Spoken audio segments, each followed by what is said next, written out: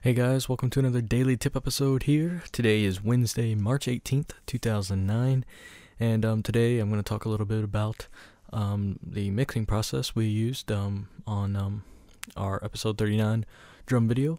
I'm going to actually remix those drums for you guys here on the show, and but there's a few things you should know before you just go ahead and start doing this.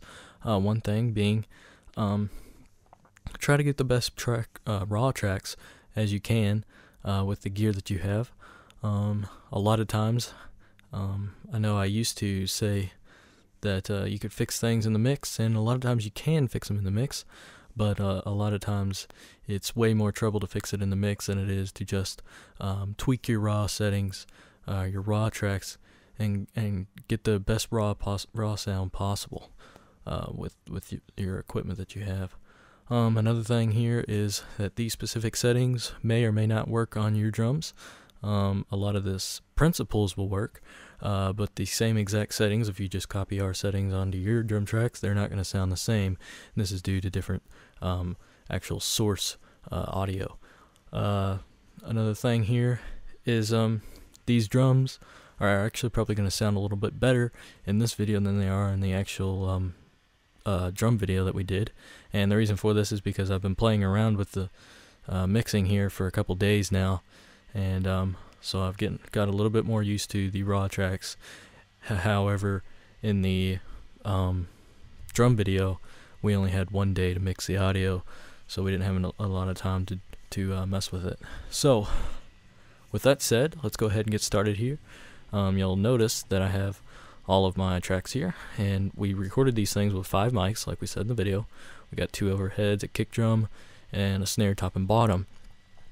Now I've got all these imported in here, and these were not recorded to a metronome, so they don't have a tempo right now, but later on in another video I'll show you how to quantize drums, and we'll actually put these drums onto a tempo. So first thing we're going to do here is I'm going to work on the kick sound. Kick is very important to me. It's one of my favorite things on the drum kit, along with the snare drum. And those two things are the primary things we're going to work on.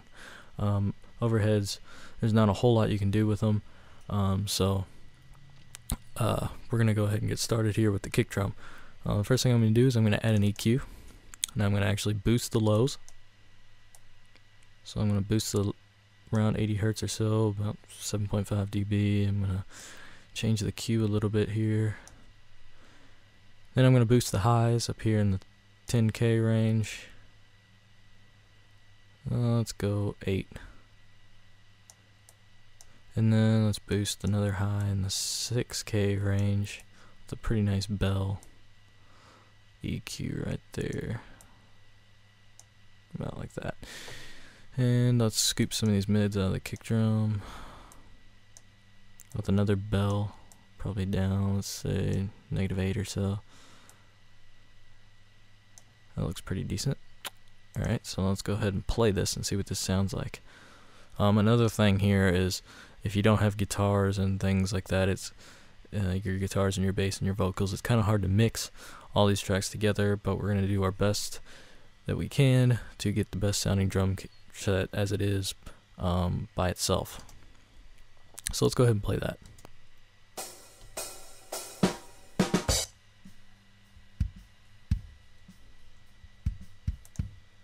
Okay, so this is before EQ.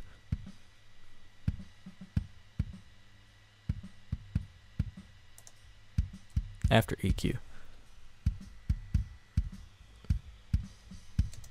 And I'm actually going to double this EQ as well. Notice the sound difference. It's going to be massive.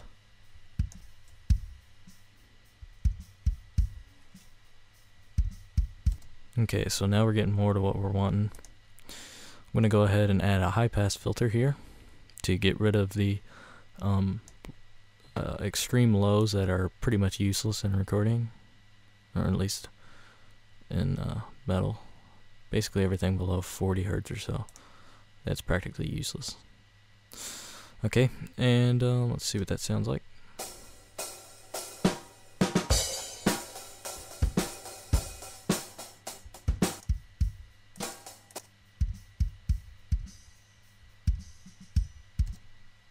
Alright, and now one thing we said in the video that we were going to do is we're going to replace the kick, or at least blend it.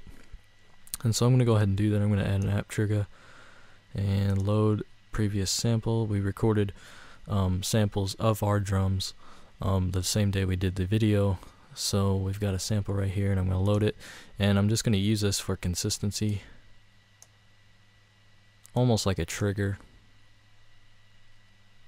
just to get a nice even bass sound. I'm going to blend this about 60% of the old and 100% of the new, and I'm going to go ahead and move that towards the top here, all the way up. Oops, we're moving the wrong one.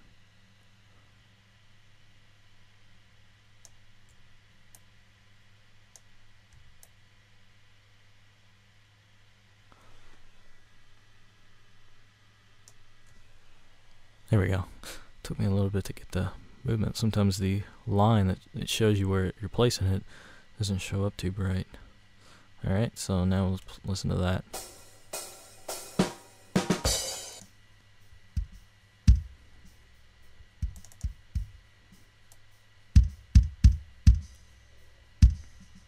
Gotta move the settings here to get the trigger properly.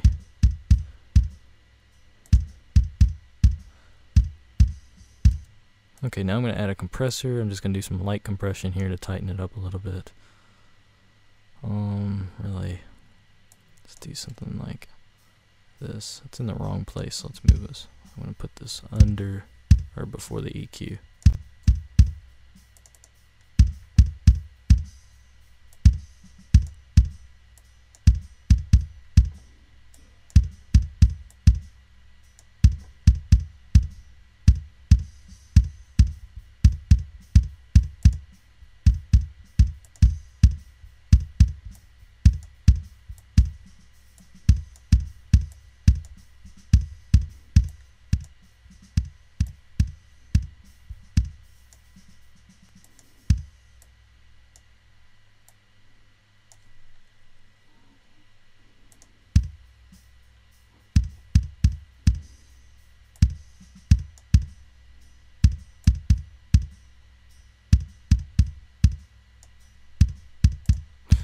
No, actually I don't even like the compressor. I'm going to take the compressor off. Alright, so we've got a pretty decent kick drum. Could use a little extra click. So let's go ahead and boost that high end up a little bit more.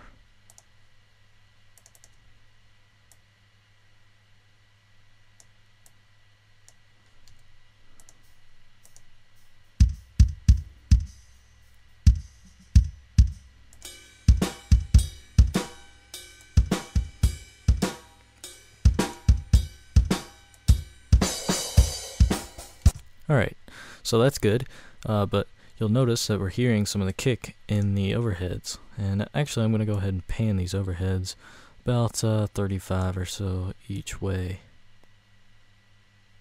left and right. So now we're going to go ahead and get rid of the kick sound in the overheads. And to do that, we're going to add a high-pass filter around 610 hertz or so. Then I'm going to duplicate that to the other track. Alright, so now let's take a listen to that.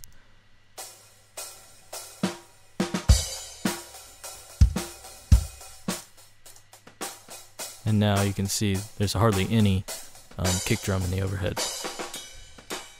Alright, so now let's play what we've got here all by themselves.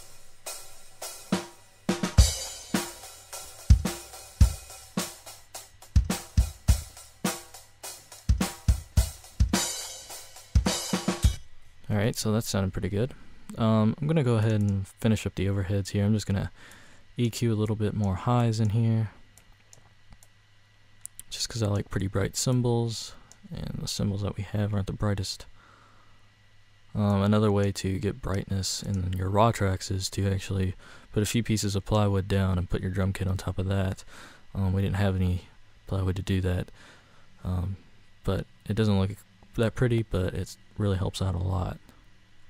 Alright, so now let's hear the overheads.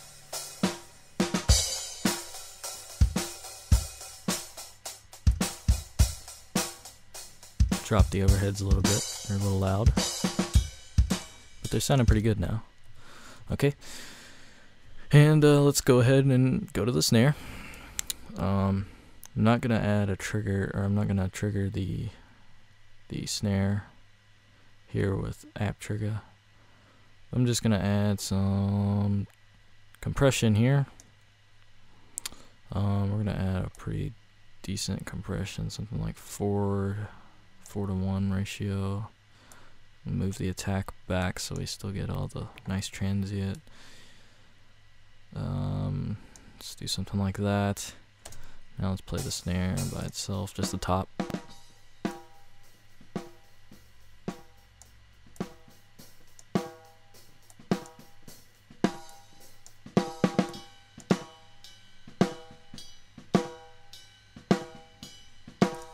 Alright, now you can tell we're getting that nice crack here with the snare.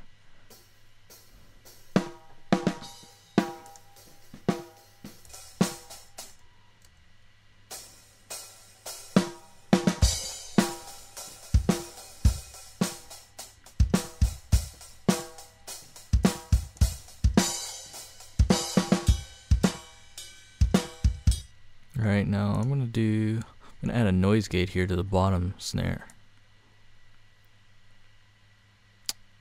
So we're gonna go to dynamics, noise gate, stereo.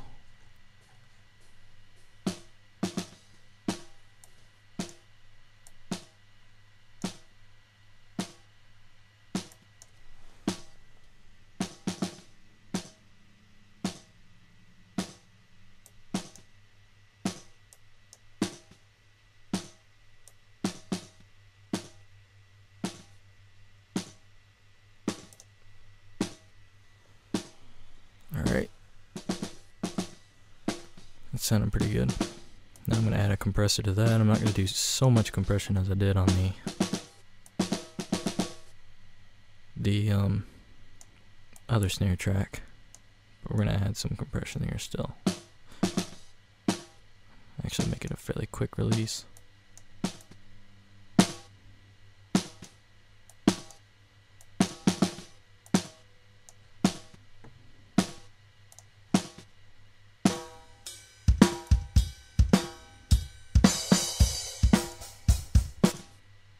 Now let's get a nice blend of the top and bottom snare here.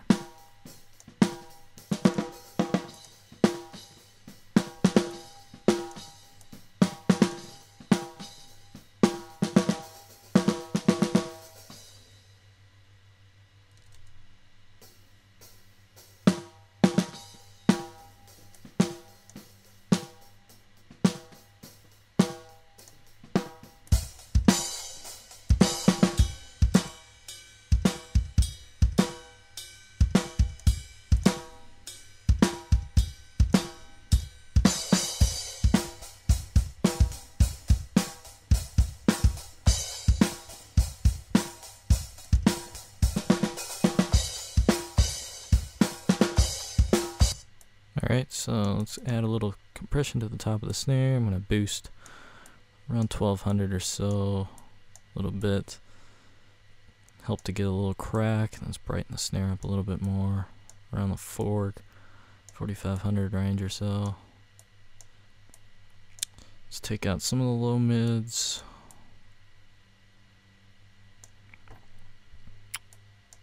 Around 200 or so. Let's take out some 400 as well. Oops, wrong way. Just do a little bunch of little cuts here. See what this sounds like.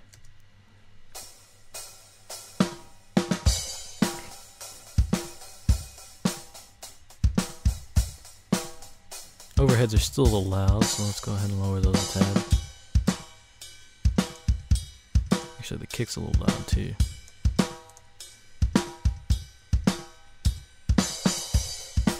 Now it's too quiet. Alright, so that's pretty good.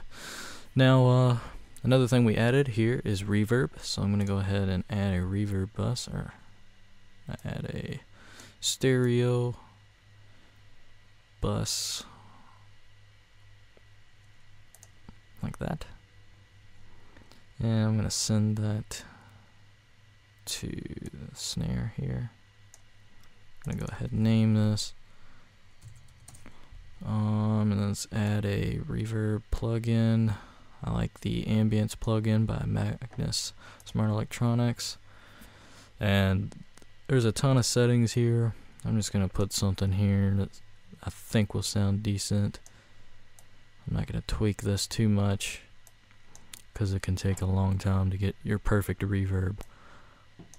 Put something like this. Let's see, something like that. And I'm pretty picky about my reverb, but for now, this is fine.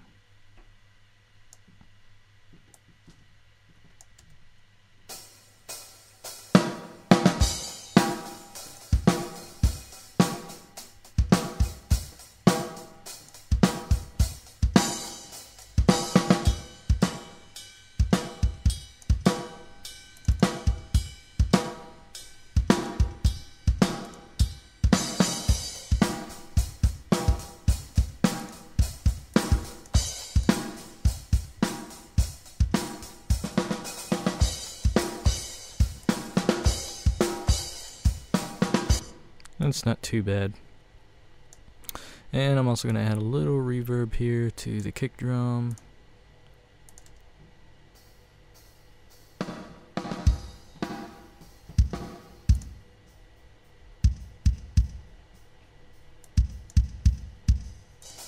Just to give it a little fake room sound. Alright, I'm going to add a tad bit of reverb to the overheads. If you add too much, it'll start to get scrambled up here and you can't tell what's going on, so I'm not going to add too much here. Just a tad bit.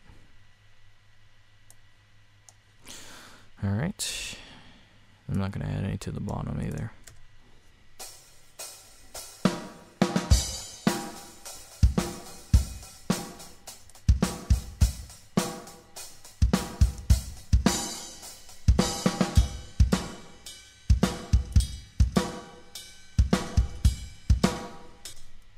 Alright, so that sounded pretty good. We could also add some parallel compression, but I think I've gone for quite a while on this video, so I don't think I'm going to add that for now. I'll do another video on parallel compression. But that's basically what we did on the when we mix these drums. So I hope you enjoyed this video, and if you have any questions, feel free to head on over to our forum at www.limitless-studios.com. Click on the forum link, register and post there if you have any questions. We'll get to them as soon as possible, and we have quite a few other people on there that I'm sure will answer as well. So I guess that's going to be it, and we'll see you in another video.